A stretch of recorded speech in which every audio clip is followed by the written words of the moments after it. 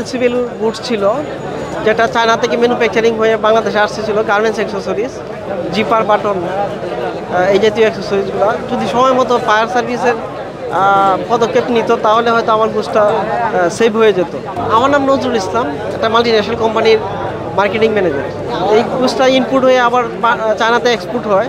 তো এখানে তো গার্মেন্টস ভ্যালু তো অনেক, প্রায় কয়েক লাখ ডলারের গার্মেন্টসের এলসি ভ্যালু ছিল এখানে। পুরোটাই তো লস হয়ে গেল। তো বাংলাদেশের এক্সপোর্টের উপরে একটা বিরূপ প্রতিক্রিয়া পড়বে বলে আমার মনে হয় আর কি। এরকম তো কারো কাছে কোনো আশ্বাসের নিউজ আসে নাই। এটার ভিতরে কি হচ্ছে এটা তো আসলে আমরা জানি না। হয়তো দিচ্ছে না, হয়তো আগুন তো এখনো আপনারাও দেখতেছেন যে এখনো ধোয়া উঠতেছে, এখন কিভাবে ডুববে, এখন তো বিপজ্জনক।